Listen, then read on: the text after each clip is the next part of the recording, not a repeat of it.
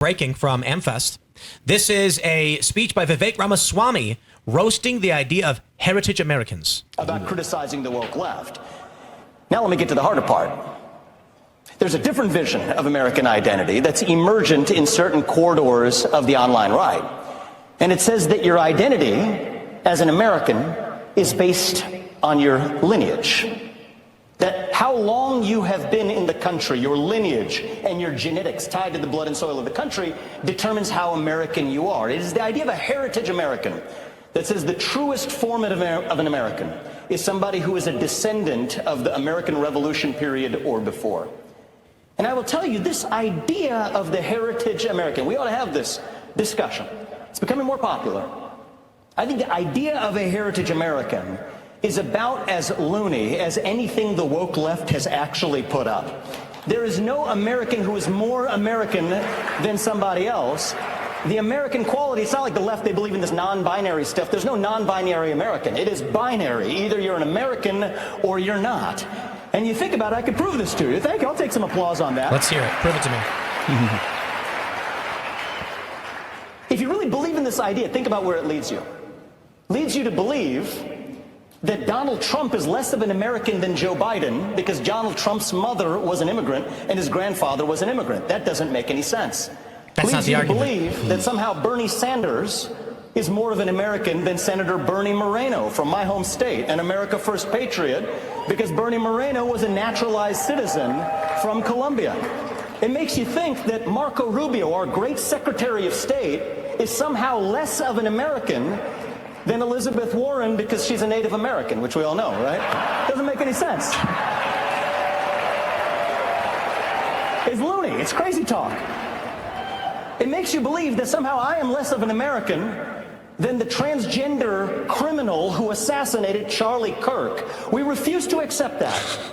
The idea that a heritage American is any more American than another American is un-American at its core.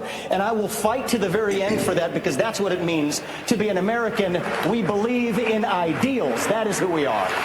So take a look at where Amfest is going and where the right is going. And it is very, very easy to understand. And I will explain it all to you. We have no babies. Yes. We are missing a major portion of our entry-level labor market. Universities are starting to collapse because there's no matriculation. That's your word, remember? It means entering university. Because in 2008 with the financial crash, people like me didn't have babies. So now we have a generation half the size as the previous generation.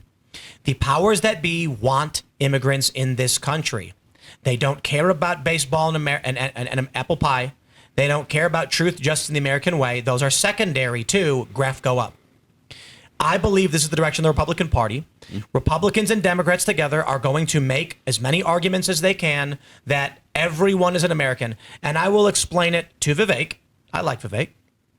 First, a heritage American in the lightest example is not as he described. That Joe Biden's family was here longer than Trump, so he's more American. That's not the argument. The argument is if your grandparents were here, you are a heritage American, which means even starting today, if a family comes here and they have kids and those kids are raised, they're saying it's like third generation, basically, people who have stronger ties to the country and what it was built out to be. It doesn't mean before the Revolutionary War that is a straw man. There's an argument from people who are saying, my grandfather helped build Town Hall.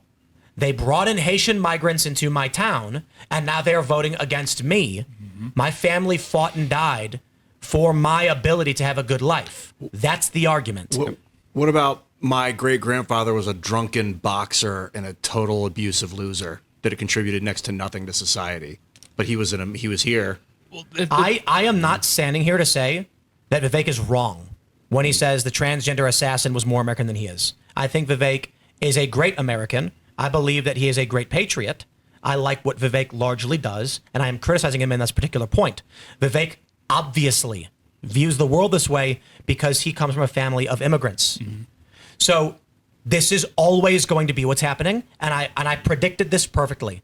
And I'll make it very short for you because I need to tell the story all over again, but imagine a scenario where 200 years ago, a guy has a farm and there's no neighbors, and over a period of time of decades, a small town builds up. All the dads come together and they say, let's build a baseball field together for our kids and so we can play baseball. They have grandkids, and those grandkids say, let's vote in favor of revitalizing Granddad's baseball park. We're going to put up a statue in his name, in his honor with his name on it. They vote yes. Then that guy has a grandkid, and the baseball field is in disrepair. And they say, town hall, I vote in favor of repairing the baseball field, their tax dollars. And they say, all in favor, and everyone claps and cheers and screams. And they go, all opposed. And a larger group boos and says nay. And that group are the Haitian migrants that were brought in by the Democrats and the Republicans because there's not enough people. Now, the tradition, the lifeblood, the legacy, the memory is voted against by newcomers who came here through temporary protected status or otherwise. That's the issue. Now, the question is, are the Haitian migrants wrong to vote against allocating funding for a baseball field? No, they're not. They say we should spend that money on an immigration welcome center. Too many Haitian migrants in this town don't speak English and don't know how to work or get jobs. So, is it wrong as in incorrect? No. Is it wrong as in immoral? I'd argue no. It is just not good for the people whose families built the place and want to sustain it. That a massive influx of people displaces them and then votes against their cultural interests. That is not a good thing because it leads to racial animosity, cultural animosity, and violence between peoples.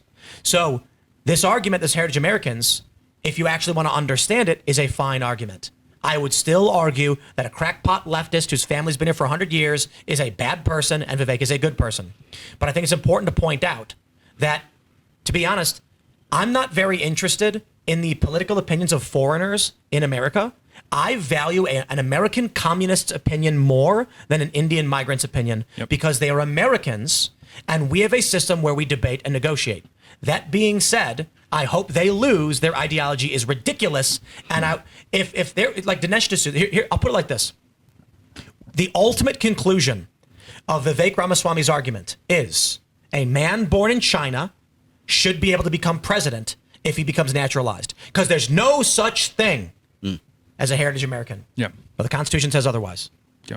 Well, what Vivek is doing here is really pernicious, and people need to watch out for this. Is the play that he is putting out here, what he's proposing, is he's using American as an adjective rather than a noun. Where every other nationality on planet Earth, it's used as a noun. He's using it as an adjective. And the reason he is doing this is because fundamentally he does not believe that anybody that has any lineage in this country is entitled to the country. What he is doing is he's dividing the world between Americans and future Americans because he views it as an adjective. And that's a really sinister thing that he's doing. That's why he's straw-manning the argument. And also it's very convenient for someone named Vivek Ramaswamy to view it in this instance. And do you think someone born in China, grew up there, they're 35, they moved to the United States, after a few years they get their citizenship, should they be allowed to be president? No.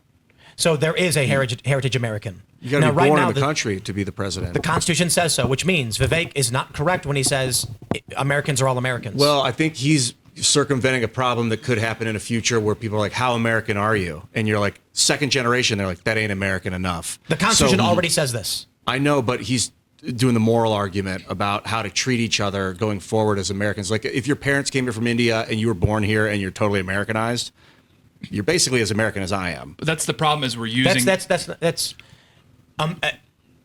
if you're, again, using it as an adjective, as the way that Tate is mentioning it, you're an American in that someone handed you a card saying, congratulations, you are legally an American. And so therefore but the question about what makes someone an American, we have cultural traditions, we have heritage. Yeah, driving on the right side of the road, baseball and apple pie, Christmas US dollars, morning, all those things. Yeah, jingle bells, all that stuff. That's why this is what he's trying to like sell. What he's trying to pass off here is the idea of the propositional nation, and this is the problem. This is what the left has been proposing for the last 50 years, like post really 1960s when this idea of the propositional nation came about. So he's fundamentally using a leftist argument. Again, I'll say it is he's using American as an adjective, and that we're the only country on earth that is supposed to do that. It makes zero sense. I got a question. You guys remember when Arnold Schwarzenegger became the governor of California back in the mid 2000s, something like that, and everybody wanted him to run for president, but he could not run for president because he was not a naturalized citizen, right? He emigrated here, and I guess he patriated to the United States. Now, I mean, Can you think of anybody more American than than Arnold Schwarzenegger, right? Up until like the COVID, pandemic and everything. But what did he say? Fuck your freedom. Yeah, fuck your freedom. Yeah, that was a real misstep. But like up until that point, he was an American success story. So is he more American than somebody who was like natural? Here's a question for you. Everybody wanted him to be president. Here's a question for you. Then. Who would you rather have as president, Dinesh D'Souza or AOC? It's when you're presented with that binary. That's a question. It's not rhetorical. I'm asking the question. Yeah. Dinesh D'Souza or AOC? Dinesh D'Souza. Hands down. But guess what? He wasn't born here. Yep. Right, but I guess the problem with Are we sure AOC was?